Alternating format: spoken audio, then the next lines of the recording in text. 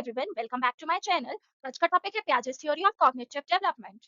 बच्चे, have you ever notice कि जो छोटे बच्चे होते हैं कभी-कभी बहुत अजीब बातें करते हैं। जैसे एक चाइल्ड बोलता है the moon is following me, या अगर सेम अमाउंट का वाटर दो डिफरेंट ग्लासेस में डाल दिया जाए तो चाइल्ड बोलता है मैम, इस ग्लास में ज्यादा वाटर है, मेरे में तो कम है। अब क्वेश्चन ये है, क्या चिल्ड्रन रॉन्ग होते हैं? Actually not. बच्चा गलत नहीं होता है। चिल्ड्रन दुनिया को अलग तरीके से दिखते हैं। उनका जो थिंकिंग पैटर्न होता है वो एडल्ट से डिफरेंट होता है, कंप्लीटली डिफरेंट होता है। और इसी फैसिनेटिंग टॉपिक को एक्सप्लेन किया था जीन पियाजे ने। ओके, किसके थ्रू? अपनी थ्योरी के थ्रू, जिस थ्योरी का नाम था theory of cognitive development, the theory of cognitive development. So today's lecture में हम डिटेल में समझेंगे what is cognitive development, Jean पियाजे कौन थे, उनकी थ्योरी क्या थी, और चिल्ड्रन का थिंकिंग प्रोसेस एज के साथ साथ कैसे चेंज होने लगता है। So let's begin. सबसे पहले बात करते हैं हु वाज पियाजे। जीन पियाजे एक स्विस साइकोलॉजिस्ट थे। उन्होंने स्पेशली चिल्ड्रन को ऑब्जर्व किया था। इन्होंने जो अपनी थ्योरी दी थी वो चाइल्ड के ऊपर थ्योरी दी थी, तो उन्होंने स्पेशली चिल्ड्रन को ऑब्जर्व किया। उन्होंने नोटिस किया कि चिल्ड्रन सिंपली इंफॉर्मेशन को रिसीव नहीं करते बल्कि खुद एक्टिवली लर्न करते हैं। और उन्होंने एक वेरी इंपॉर्टेंट आइडिया दिया था कि children are not mini adults, मतलब बच्चे सिर्फ छोटे एडल्ट्स नहीं होते। उनकी सोचने का तरीका, प्रॉब्लम सॉल्व करने का तरीका, वर्ल्ड को समझने का तरीका सब कुछ डिफरेंट होता है। इसी अंडरस्टैंडिंग को एक्सप्लेन करने के लिए पियाजे ने अपनी थ्योरी दी थी। ओके, जिसका नाम था the theory of cognitive development. According to him, children का जो थिंकिंग प्रोसेस होता है वो डिफरेंट होता है एंड डेवलपमेंट उनके में स्टेप बाय स्टेप स्टेजेस में होता है। समझते हैं कि what is cognitive development. Cognitive development क्या होता है? सिंपल वर्ड्स में बोला जाए तो कॉग्निटिव मींस थिंकिंग। कॉग्निटिव का मींस होता है सोचना, ठीक है।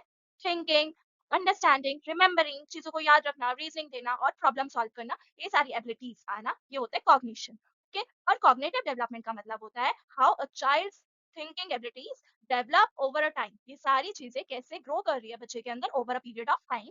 मतलब चाइल्ड दुनिया को कैसे समझता है, कैसे लर्न करता है, कैसे प्रॉब्लम को सॉल्व करता है, ये क्या है हमारा cognitive development. So for example, एक स्मॉल चाइल्ड सोच सकता है कि मून उसके साथ साथ मूव कर रहा है, फिर जैसे जैसे एज और अंडरस्टैंडिंग बच्चे के अंदर इंक्रीज होती है तो चाइल्ड रियलाइज करता है कि मून जो है एक्चुअली स्काई के अंदर है, वो साथ में हमारे मूव नहीं कर रहा है। तो ये जो चेंज आया थिंकिंग के अंदर, यही क्या है हमारा कॉग्निटिव डेवलपमेंट है। ओके, अब प्याजे की थ्योरी को डीपली समझने के लिए हम कुछ इंपॉर्टेंट कंसेप्ट्स को समझेंगे।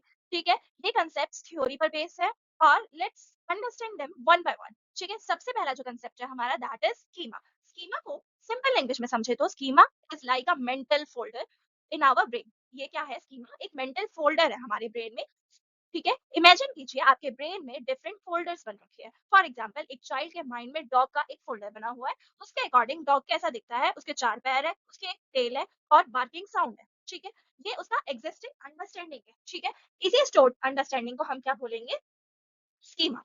सिंपल लाइन में याद रखें स्कीमा क्या है, कि जो बच्चा ऑलरेडी जानता है। ठीक है, फिर सेकंड जो हमारा कंसेप्ट आता है दैट इज अडेप्टेशन। ठीक है, अडेप्टेशन का मतलब होता है कि न्यू एक्सपीरियंसेस के अकॉर्डिंग अपनी थिंकिंग को एडजस्ट करना। प्याजे के अकॉर्डिंग लर्निंग तब होती है जब चाइल्ड न्यू इन्फॉर्मेशन के अकॉर्डिंग जो अपनी प्रीवियसली लर्न, जो उनकी अंडरस्टैंडिंग होती है उसको मॉडिफाई करते हैं, उसमें एडजस्टमेंट करते हैं, वो होता है हमारा एडेप्टेशन। ठीक है, एडेप्टेशन के दो प्रोसेसेस के थ्रू होती है, एक होता है हमारा assimilation and second one is accommodation. चलिए इन दोनों को इजी से एग्जांपल के से समझते हैं कि एस्लिमेशन क्या होता है। सो सबसे पहले इसका मतलब होता है न्यू इन्फॉर्मेशन को और नॉलेज में फिट कर देना। एग्जांपल, चाइल्ड ने पहले से डॉग देखा था, एक दिन उसने क्या देखा? काऊ को देखा, पर वो इसको देख के भी क्या बोलते हैं? ये डॉग है। क्यों उसने बोला? क्योंकि उसके ब्रेन में ऑलरेडी डॉग का स्कीमा था।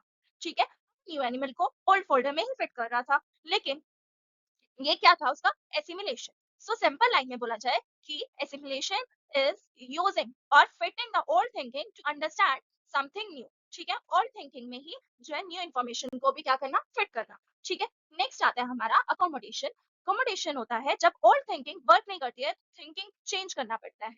ठीक है, सेम एग्जांपल को कंटिन्यू करते हैं। चाइल्ड ने काऊ को देखा और बोला डॉग है, तो किसी ने बताया नहीं बच्चे, ये डॉग नहीं है, ये क्या है? This is a cow. Child realize करता है ओ, डॉग एंड काउ डिफरेंट होते हैं, और ब्रेन में एक न्यू फोल्डर क्रिएट हो जाता है। मींस जो नया फोल्डर क्रिएट होगा वो क्या है? काउ का स्कीमा होगा।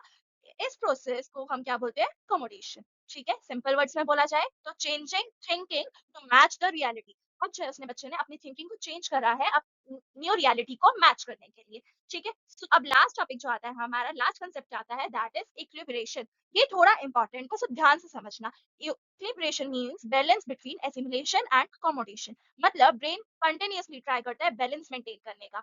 ठीक है, बैलेंस किसके अंदर मेंटेन करने का? एसिमिलेशन एंड अकोमोडेशन के बीच में। ठीक है, एग्जाम्पल की बात करें, चाइल्ड पहले काउ को डॉग बोलता है, फिर उसे करेक्शन मिलती है, फिर चाइल्ड को डिफरेंस में समझ में आता है, उसकी अंडरस्टैंडिंग बैलेंस हो चुकी है। ठीक है, इस बैलेंसिंग प्रोसेस को क्या बोला, इक्विलिब्रेशन। समझ में आया? तो एक वेरी इंपॉर्टेंट लाइन है, learning often starts when confusion happens. Learning तभी स्टार्ट होती है जब बच्चे के माइंड में कंफ्यूजन होती है। ठीक है, जब हमें लगता है something is not fitting properly, तब ब्रेन एडजस्ट करना सीखता है, तब ब्रेन एडजस्ट करता है और वही एडजस्टमेंट लर्निंग क्रिएट कर देता है। समझ में आया? So till now we have understand what is cognitive development, Jean पियाजे कौन थे, और जो कोर कंसेप्ट है स्कीमा अपना एंड ऑल। आते हैं हम नेक्स्ट पार्ट पे, पियाजे की थ्योरी का मोस्ट इंपॉर्टेंट जो सेक्शन है, that is 4 stages of cognitive development. Believe me, ये स्टेजेस समझने के बाद चिल्ड्रन का बिहेवियर आपको कंप्लीटली डिफरेंट नजर आएगा। ठीक है, बात करते हैं 4 स्टेजेस ऑफ कॉग्निटिव डेवलपमेंट। सबसे पहला जो स्टेज है हमारा सेंसरी मोटर स्टेज है, pre operational, after that concrete operational and last one is formal operational stage. ये डिफरेंट डिफरेंट एज ग्रुप्स का होता है। सेंसरी मोटर होता है 0 to 2, pre operational 2 to 7, concrete 7 to 11 and formal operational होता है 12 year से लेके जब तक बच्चा डेवलप होता है, 18 ईयर्स मान लीजिए। ठीक है, एक एक करके इनको डिटेल में समझते हैं। सबसे पहले हम बात करते हैं सेंसरी मोटर स्टेज की। ये स्टेज रफली 0 to 2 ईयर्स तक होता है। ठीक है, नाम को ध्यान से देखिए, नाम क्या है इसका, सेंसरी। सेंसरी का मतलब होता है सेंसेस, मतलब देखना, सुनना, छूना, टेस्ट करना, ये सारे हमारे सेंसेस हो गए। ठीक है, जो हम सेंस ऑर्गन से समझते हैं। आफ्टर दैट जो नाम इसके बाद रखा है सेंसरी के बाद, दैट इज मोटर। मोटर का मतलब है एक्शंस या मूवमेंट से समझना। अगर मैं सिंपल वर्ड्स में बोलूँ तो इस स्टेज में बेबी दुनिया को समझता नहीं है, दुनिया को एक्सपीरियंस करता है। वो लर्न करता है by seeing, touching, moving, grabbing, testing, ये सारे। इसलिए आपने नोटिस किया होगा कि जो स्मॉल बेबीज होते हैं हर चीज को क्या करते हैं, या तो माउथ में ले लेंगे या फिर उसे फेंकेंगे, उसको टच करेंगे, फील करेंगे, इस तरीके से स्मेल करने की ट्राई करते हैं। आपने देखा भी होगा कि जैसे कोई भी टॉय लिया उसे चबाने लग जाएंगे, मुंह में डाल लेंगे, रिमोट हुआ, पेंसिल हुआ, कुछ भी हो, या तो कुछ भी चीज उठा के पटक देंगे, फेंक देंगे, है ना। पेरेंट्स सोचते हैं कि यार ये बच्चा ऐसे क्यों कर रहा है, जर्म्स होते हैं, बच्चा बीमार हो जाएगा, ये सब सारे थॉट्स आते हैं ना पेरेंट्स के माइंड में। एक्चुअली क्या होता है, बेबी एक्सप्लोर कर रहा होता है, वो सीख रहा होता है। क्यों? क्योंकि बच्चा कैसे सीखता है, ये हम समझते हैं कैरेक्टरिस्टिक्स के थ्रू। सो जो सेंसरी मोटर के कैरेक्टरिस्टिक्स है, सबसे पहला कैरेक्टरिस्टिक है हमारा learning through senses and actions. इस स्टेज की पहली कैरेक्टरिस्टिक है ये, बेबी टच करके सीखता है, चीजों को हिला के सीखता है, गिरा के सीखता है, चीजों को बार बार रिपीट करता है। कभी कभी बेबी, आपने नोटिस करा होगा, जैसे उसे स्पून दे दिया जाए खाने के लिए, तो वो क्या करेगा, मम्मा पकड़ाएगी, बच्चा स्पून गिरेगा, गेंद मम्मा पकड़ाएगी, बच्चा गेंद गिर देगा। तो वो बार बार गिरा के क्या कर रहा होता है, और इससे क्या होता है, मम्मा इरिटेट हो जाती है। बट बेबी के माइंड में तो रिसर्च चल रही होती है ना, वो देख रहा होता है कि अगर मैं स्पून को गिराऊंगा तो क्या होगा, या वो साउंड को कहे, साउंड को ऑब्जर्व कर रहा है, जैसे गिरने की आवाज आ रही है। तो learning through senses and actions यहाँ पे चल रही होती है उसकी, learning through senses and action. Second आता है रिफ्लेक्स एक्शन। बर्थ के टाइम बेबीज मेनली रिफ्लेक्सेस पर डिपेंड करते हैं, जैसे कि सकिंग, किसी चीज को ग्रैब करना, रोना। ये उन्हें कोई सिखाता नहीं है कि बच्चा आपको रोना है अगर आपको नहीं मिल रहा, या फिर जो है कोई भी चीज है, ये उनके जो है नेचुरल रिस्पॉन्सेज होते हैं। स्लोली स्लोली ये सिंपल रिफ्लेक्सेस जो है कंट्रोल्ड एक्शन में कन्वर्ट होने लगते हैं, बच्चा उस पर कंट्रोल करने लगता है। ठीक है, उसे पता चलता है कब क्या करना है, ऐसे नहीं रो पड़ा हर चीज पे। धीरे धीरे जो है उसे पता चलता है कि जो है नहीं, मेरे को कंट्रोल करना है। स्टार्टिंग में अर्ली स्टेज पे बच्चा ज्यादा रोता है, बट बाद में जो है उसे समझ में आ जाता है कि मुझे कैसे अपनी बात को अपने पेरेंट्स तक कन्वे करना है विदाउट क्राइंग एंड और समथिंग। ठीक है, थर्ड आता है ऑब्जेक्ट परमानेंस डेवलप होती है। ठीक है, ये बहुत इंपॉर्टेंट कंसेप्ट है। इसका मतलब है समझने की ऑब्जेक्ट हिडन होने के बाद भी बच्चे के लिए एग्जिस्ट कर रही होती है, भले ऑब्जेक्ट को रिमूव कर दिया जाए उसकी नजरों से। एग्जाम्पल लेते हैं, आपने बेबी का टॉय क्या किया, ब्लैंकेट के नीचे छुपा दिया। अब जो छोटा बच्चा है वो क्या सोचेगा कि टॉय तो गायब हो गया, लेकिन जब वो थोड़ा बड़ा इन्फेंट टॉय को ढूंढना स्टार्ट कर देता है, लेकिन मीन सॉरी, जैसे थोड़े टाइम बाद उसे वापस से याद आता है कि यार मेरा तो टॉय था। जब थोड़ा बच्चा बड़ा हो जाता है तो वो क्या करता है, उस टॉय को ढूंढना स्टार्ट करता है। क्यों करता है? क्योंकि अब उसको समझ आ रहा है चाहे मुझे टॉय दिख नहीं रहा, पर वो टॉय फिर भी एग्जिस्ट कर रहा है। उसके अकॉर्डिंग वो ऑब्जेक्ट क्या है, परमानेंट है। ठीक है, learns that object exist even when hidden.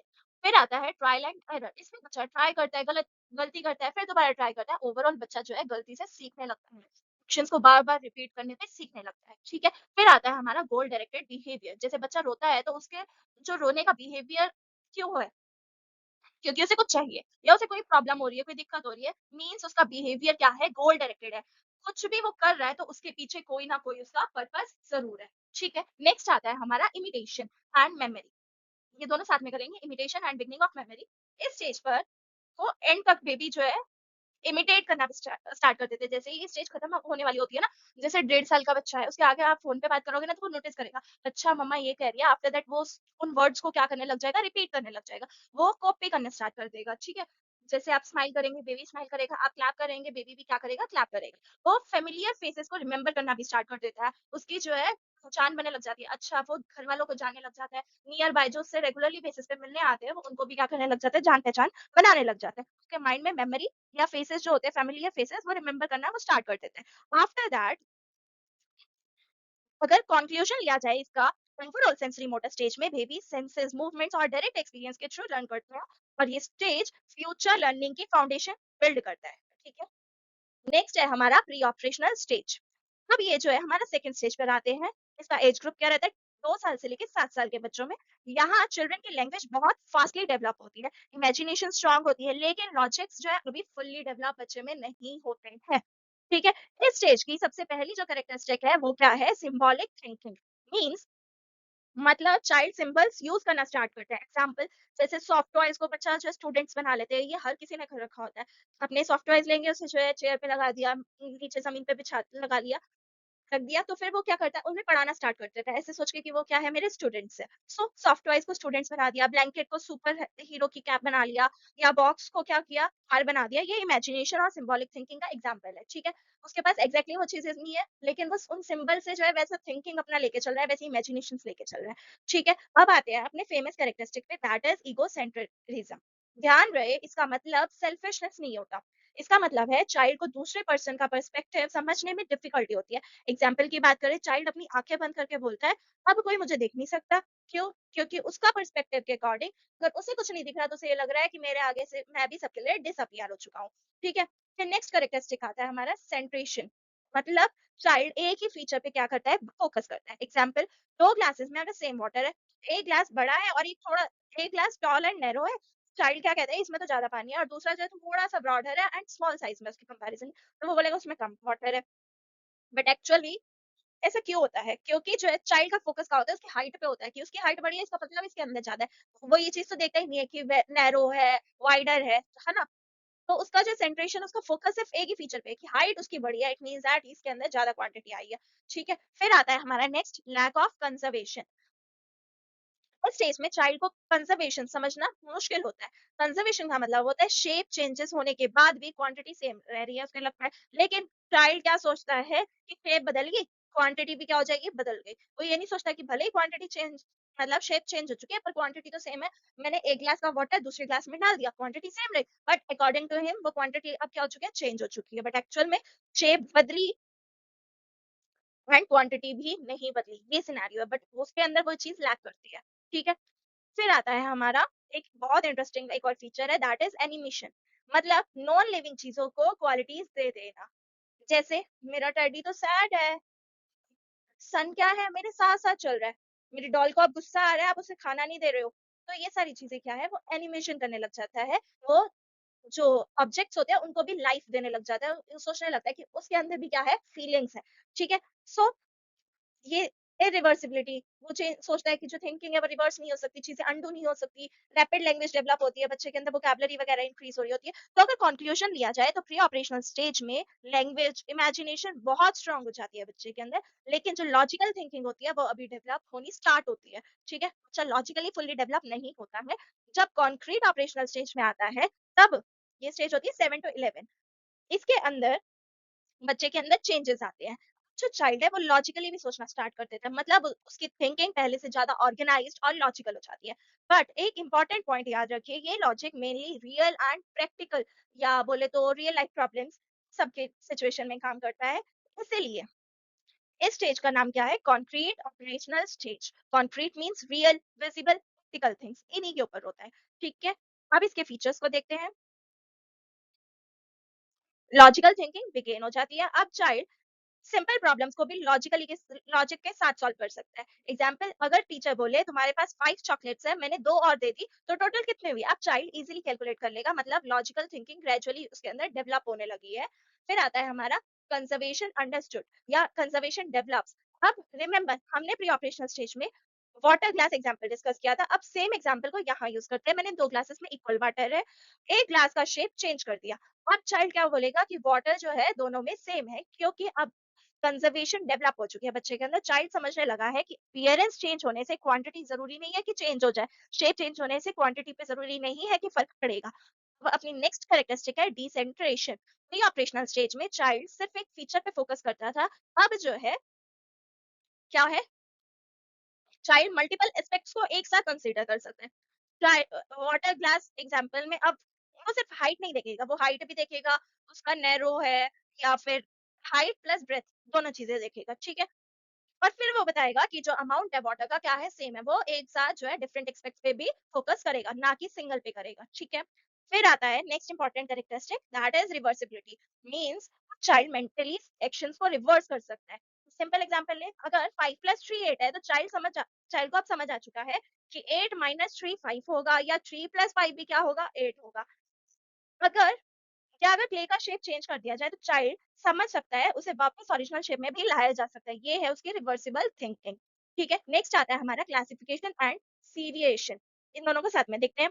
इस स्टेज में चिल्ड्रन की एबिलिटी इंप्रूव होती है। क्लासिफिकेशन का मतलब है सिमिलैरिटीज के बेसिस पे ग्रुपिंग करना, ठीक है, on the basis of similarities. और नेक्स्ट जो है हमारा एग्जाम्पल की अगर बात करें क्लासिफिकेशन के अंदर, एनिमल्स को अलग ग्रुप में रख दिया उसने, शेप्स को अलग कैटेगराइज कर दिया, कलर्स को सॉर्ट कर दिया। और जैसे सेरिएशन का मतलब होता है ऑब्जेक्ट्स को ऑर्डर में अरेंज करना। अब बच्चा जो है ऑर्डर में भी अरेंज कर सकते हैं, जैसे स्मॉलेस्ट से बिगेस्ट, शॉर्टेस्ट से टॉलेस्ट, लाइटेस्ट से हैवीएस्ट, इस तरीके से।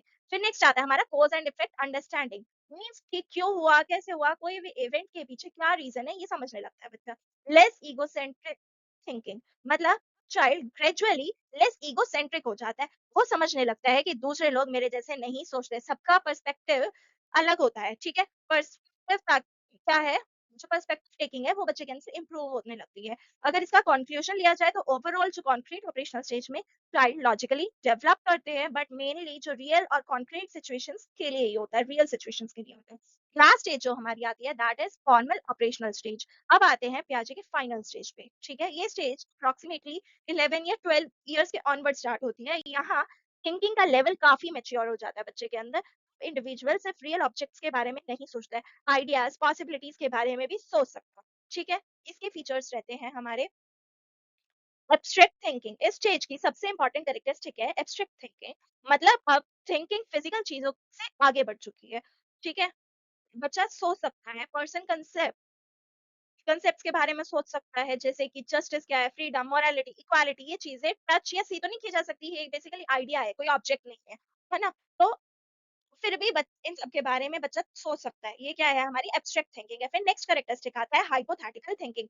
मतलब पर्सन अब क्वेश्चन करने लगता है कि व्हाट इफ, अब बच्चा पूछना स्टार्ट करता है, ठीक है। Example, what if humans could fly, what if gravity disappear हो जाए, या अगर दुनिया में मनी सिस्टम ना हो तो क्या होगा। ये एडवांस लेवल थिंकिंग को शो करता है बच्चे के अंदर। फिर आता है हमारा लॉजिकल एंड साइंटिफिक थिंकिंग, ये एक साथ देखते हैं। इस स्टेज में लॉजिकल रीजनिंग और स्ट्रांग हो जाती है। मींस इंडिविजुअल प्रॉब्लम्स को एनालाइज कर सकता है, डिफरेंट सॉल्यूशंस कंपेयर कर सकता है, एविडेंसेस को यूज कर सकता है और कंक्लूजन ड्रॉ कर सकता है।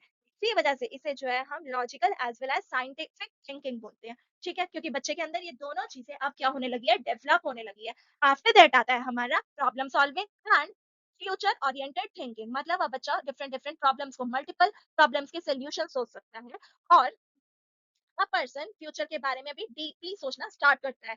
साथ साथ अपनी daily day to day problems को भी एनालाइज करता है, सॉल्व करने लगता है। बच्चे में अब सही गलत की समझ आने लगती है। क्वेश्चंस लाइक मुझे फ्यूचर में क्या बनना है, मेरे गोल्स क्या हैं, करियर प्लानिंग कैसे करनी है, ये सब जो है फॉर्मल ऑपरेशनल थिंकिंग का ही पार्ट है, ओके। फिर नेक्स्ट आता है हमारा मेटाकॉग्निशन, थिंकिंग अबाउट थिंकिंग। ये एक इंटरेस्टिंग कॉन्सेप्ट है।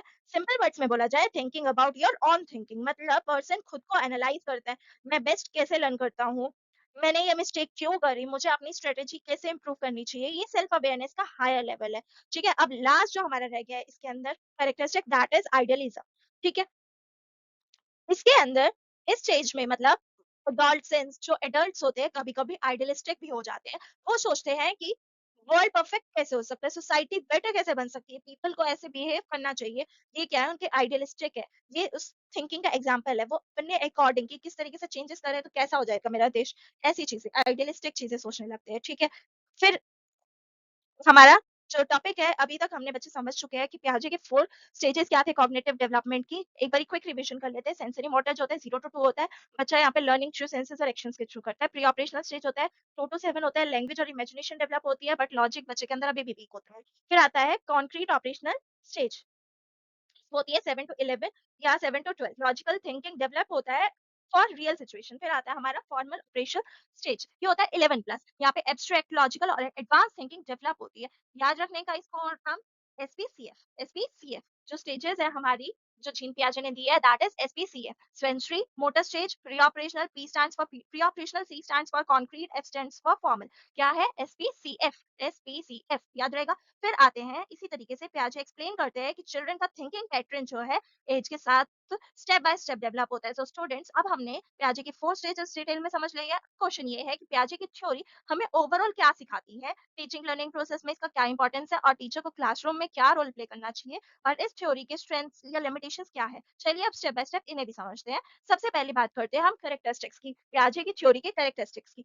सबसे पहला जो है हमारा स्टेज वाइज डेवलपमेंट, मतलब जो डेवलपमेंट हो रही है वो स्टेजेस में हो रही है। पियाजे के अकॉर्डिंग कॉग्निटिव डेवलपमेंट एक कंटीन्यूअस रैंडम प्रोसेस नहीं है, ये एक डिफरेंट स्टेजेस में कंडक्ट होता है। हर स्टेज का अपना थिंकिंग पैटर्न होता है। जैसे कि 3 साल का बच्चा जो है और जो 13 साल का बच्चा है दोनों सेम सिचुएशन को बिल्कुल डिफरेंट सिचुएशन में समझेंगे, उनका सोचने का तरीका बिल्कुल डिफरेंट होगा। इसलिए जो डेवलपमेंट है स्टेज वाइज होता है। ठीक है, फिर आता है sequential order, mean stages follow करने का एक फिक्स्ड सीक्वेंस है। पियाजे का मानना है कि हर चाइल्ड स्टेजेस को सेम ऑर्डर में पास करता है। मींस मतलब पहले एस पे आएगा एसपीसीएफ, यही ऑर्डर रहेगा। Sensory motor, pre operational, concrete operational and after that formal operational. कोई चाइल्ड डायरेक्टली फर्स्ट स्टेज से फोर्थ स्टेज में जंप नहीं कर सकते, ये एक फिक्स्ड सीक्वेंस में होता है, कंडक्ट होता है।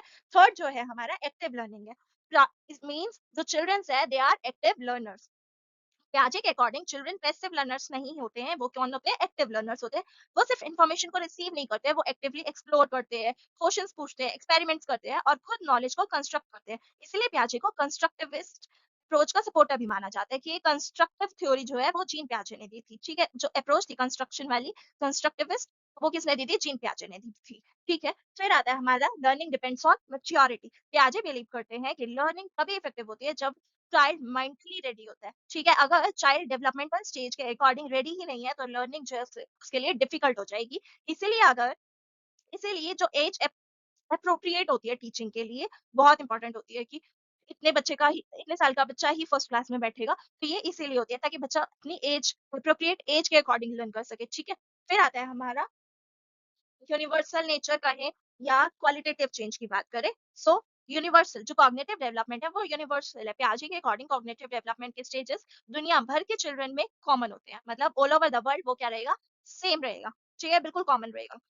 कल्चर अलग हो सकता है, लैंग्वेज भी अलग हो सकती है, लेकिन जो डेवलपमेंट का सीक्वेंस है वो जनरली सेम ही रहता है। आप समझते हैं कि क्लासरूम में टीचिंग में इस थ्योरी का क्या इंपॉर्टेंस है। ठीक है, इसकी इंपॉर्टेंस जानते हैं या एजुकेशनल इंप्लीकेशंस कहिए आप। सो सबसे पहले है कि teaching should match the child's developmental stage या डेवलपमेंटल एज। ठीक है, वो मैच होनी चाहिए। टीचर को चाइल्ड की एज और कॉग्निटिव लेवल को समझना चाहिए। जो कंसेप्ट चाइल्ड की अंडरस्टैंडिंग के बाहर है उसे फोर्स नहीं करना चाहिए। फॉर एग्जाम्पल, आप नर्सरी चाइल्ड को एल्जेब्रा सिखा रहे हो, क्या पॉसिबल है बच्चा एल्जेब्रा सीख लेगा नर्सरी नर्सरी क्लास का? नहीं, क्योंकि उसका जो कॉग्निटिव लेवल है अभी उस लेवल का ही नहीं है। उसका जो माइंड का थिंकिंग प्रोसेस है, लर्निंग एबिलिटी है, वो उस लेवल की नहीं है। ठीक है, तो टीचर को जो है समझना पड़ेगा कि बच्चे की एज क्या है, उसका जो डेवलपमेंटल स्टेज है वो किस लेवल का, अकॉर्डिंग टू दैट को लेके चलना पड़ेगा। फिर आते हैं हम focus on activity based learning, means learning by doing. पियाजे ने एक्सपीरियंस किया कि जो एक्सपीरियंस बेस्ड लर्निंग होती है या एक्टिविटी बेस्ड लर्निंग जो है बहुत एम्फेसिस देता है बच्चे के अंदर। चिल्ड्रन सबसे अच्छा तब लर्न करते हैं जब वो एक्टिवली पार्टिसिपेट कर रहे होते हैं। इसीलिए एक्टिविटीज का होना, प्रोजेक्ट्स, एक्सपेरिमेंट्स और हैंड्स ऑन लर्निंग बहुत इंपॉर्टेंट होती है। फिर आते हैं encouraging learning by doing, means teacher को हर आंसर डायरेक्टली नहीं देना चाहिए। टीचर को एक्सप्लोर करने का, मतलब स्टूडेंट्स को एक्सप्लोर करने का, ऑब्जर्व करने का और डिस्कवर करने का भी चांस देना चाहिए। जब चाइल्ड खुद से आंसर को डिस्कवर करेगा तब लर्निंग जो है ज्यादा मीनिंगफुल होगी। ठीक है, तो लर्निंग बाय डूइंग एनकरेज करना। फिर बात करते हैं यूज रियल लाइफ एग्जांपल्स की। स्पेशली प्राइमरी क्लासेस में रियल ऑब्जेक्ट्स और रियल लाइफ एग्जांपल्स यूज करने चाहिए। चिल्ड्रन कॉन्क्रीट एक्सपीरियंसेस से बेटर लर्न करते हैं, जैसे कि चार्ट्स हो गया, मॉडल्स, एक्टिविटीज और डेमोन्स्ट्रेशंस। ये सारी चीजें बहुत ज्यादा यूजफुल होती है, तभी आपको बीएड कोर्स में जो है आपसे बनवाए जाते हैं, चार्ट्स बनवाओ ताकि आप जो है बच्चे के अंदर activity based learning different ways से जो है कंसेप्ट्स को बच्चे के माइंड में आप उतार पाओ। ये सारी चीजों के लिए आपको सिखाई जाती है टीचर बनने के लिए। ठीक है, फिर आता है हमारा कि avoid forcing concepts before reading, ठीक है।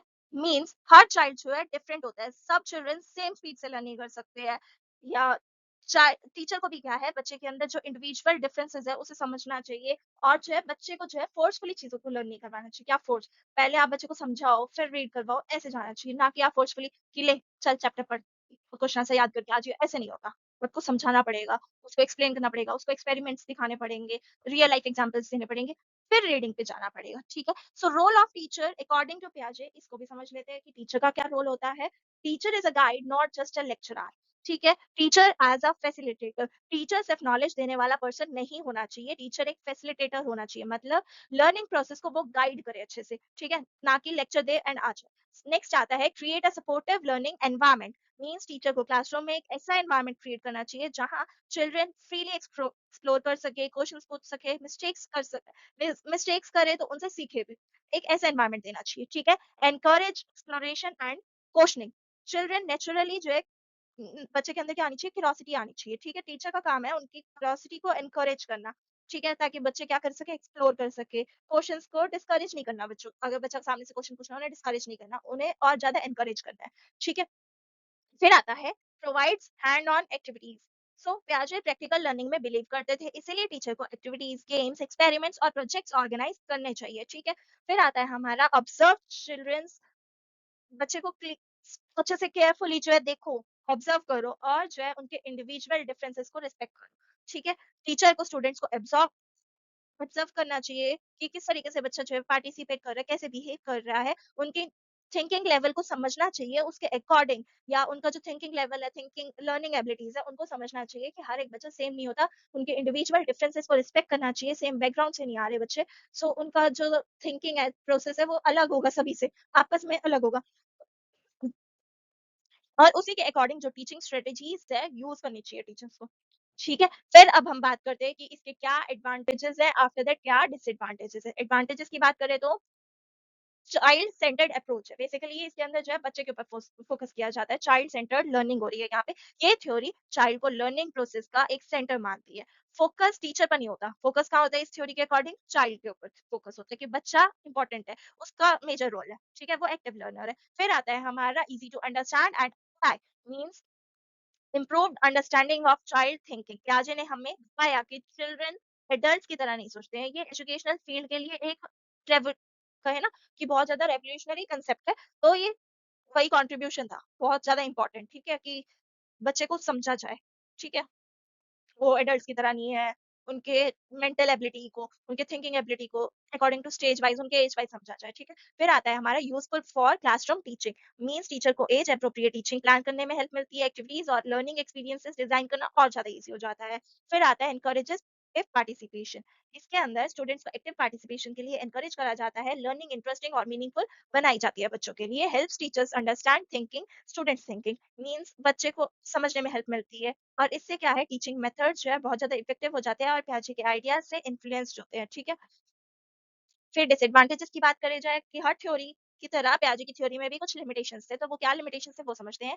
मे underestimate children's ability. Means कुछ रिसर्चर्स का मानना ये है कि पियाजे ने चिल्ड्रन की एबिलिटी को अंडर एस्टिमेट किया है, कई स्टडीज में चिल्ड्रन एक्सपेक्टेड एज से पहले भी कुछ कंसेप्ट समझ जाते हैं, ठीक है। तो जीन पियाजे ने जो है बच्चे की एबिलिटी को अंडर एस्टिमेट करा है, और लेस अटेंशन दी गई है, इग्नोर किया गया है कल्चरल एंड सोशल डिफरेंसेस को, ठीक है। तो पियाजे ने मेनली जो फोकस किया था वो इंडिविजुअल डेवलपमेंट पे फोकस किया है, सोशल इंटरेक्शन भी होना चाहिए बच्चे का कल्चर के साथ, डिफरेंट डिफरेंट बहुत सारे रोल को कम कंपैरेटिवली जो इंपॉर्टेंस है वो कम दी गई है, ठीक है।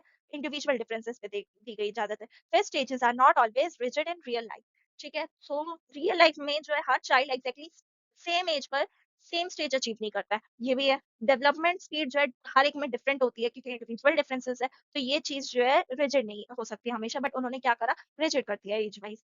फिर less focus on emotional and, ये तो हो गया ना, यहाँ बस इमोशनल सपोर्ट रह गया, सोशल वाला हो गया। पियाजे की थ्योरी कॉग्निटिव डेवलपमेंट पे फोकस तो करती है, लेकिन जो इमोशनल एंड सोशल डेवलपमेंट है उसको डिटेल में एक्सप्लेन नहीं करती है, यही चीज है, सेम पॉइंट है सेकंड एंड अपना fourth point. Okay, so students ये हमारा पियाजे की थ्योरी का कॉग्निटिव डेवलपमेंट है। हमने देखा कि चिल्ड्रन का थिंकिंग पैटर्न जो है एज के साथ चेंज होता है, हमने स्कीमा, सिमुलेशन, अकोमोडेशन और इक्विलिब्रेशन को समझा, हमने फोर स्टेजेस को एक्सप्लोर किया, कौन कौन सी, एसपीसीएफ, है ना? Sensory motor stage, pre operational stage, concrete operational stage, formal operational stage और फाइनली हमने थ्योरी की characteristics, educational implication, role of teacher, advantages and disadvantages को भी डिस्कस करा है। और पियाजे की सबसे इंपॉर्टेंट जो मैसेज है वो ये है कि children do not simply receive knowledge, they actually they actively construct it. वो जो है क्या करते हैं, एक्टिवली कंस्ट्रक्ट करके चलते हैं। और इसीलिए अगर हम चिल्ड्रन को समझाना चाहते हैं तो हमें उनका थिंकिंग प्रोसेस को समझना होगा और जब हम उनके सोचने का तरीका समझ लेंगे तब उन्हें और बेहतर और अच्छे तरीके से सिखा पाएंगे। ठीक है, thank you so much for watching this lecture. अगर आपको इस सेशन को हेल्पफुल लगा है तो आप लाइक करें वीडियो को and share it with your friends